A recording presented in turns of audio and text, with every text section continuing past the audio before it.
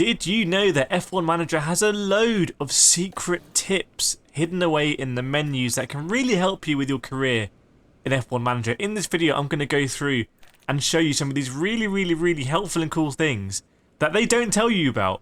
And I think you're going to find some of them very surprising. Now, before we start, I want to say a big thanks to our sponsor for this video, GT Omega. Thank you so much, GT Omega. If you're not watching this video comfortably, then go check out the GT Omega Element Series chair. It's a really comfortable chair, the one I'm using right now to record this video, and use code Kireth5 at checkout to get 5% off your whole basket at GT Omega. Thank you so much. But let's start here with tip number 1. Did you know that if you go to the time considerations page in the circuit information, you can see the pit loss under normal conditions and under the safety car? So I can see here for the Singapore GP, it is a 16-second loss under the safety car. That's really helpful. If there's a safety car that comes out, I can look back, see who's 60 seconds behind me, and see if I'm going to come out ahead of them. This is really useful to know. But did you also know, if you go to your pit crew in the staff section, you can change the training they're doing for pit stops. You can minimize mistakes, or you can just get your pit stops to be ultimately faster. This could be the difference between you coming out the pits just ahead of that driver or just behind them. So that is in the pit crew section.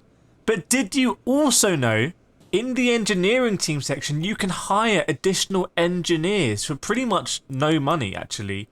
And if you've upgraded your design center and you've got the scope for additional engineers, this is where you need to go to actually get those engineers. Super simple, super hidden away, and this can make a massive difference to your development. And on development, did you know that if you finish lower down the championship, you actually get more CFD and wind tunnel testing hours, so you get more opportunity to develop your car if you were lower down the grid the previous season, which makes sense. So don't worry if you finish down as a Williams or Aston in season 1, you'll get more opportunity to develop your car. But did you also know that if you go to the technical regulations page, you can see how next year's regulations are going to affect your efficiency when it comes to upgrades?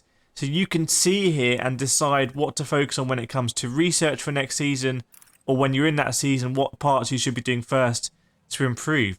But did you also know that when it comes to finishing seasons, you can see how you've done? You can see your history as a team principal in the board profile page. I think this is going to be a really cool page to come back to. I did this a lot in Football Manager to kind of relive your seasons and see how you did. But did you also know that in order to do well at the races, if you want to see the DRS sections at a track, if you don't know off by heart in real life, go to the circuit map and you can see the DRS sections.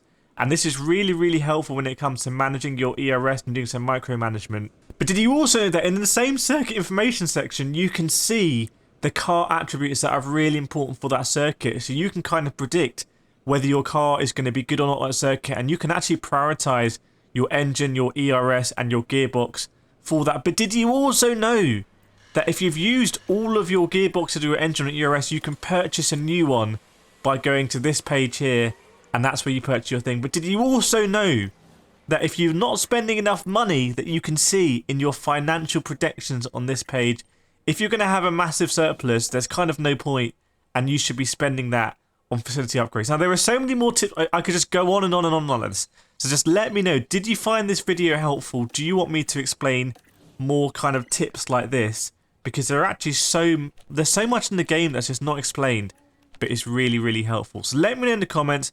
Make sure you like and subscribe, by the way, if you're enjoying the F1 Manager content. I really appreciate you. But otherwise, did you know? I'll see you next time.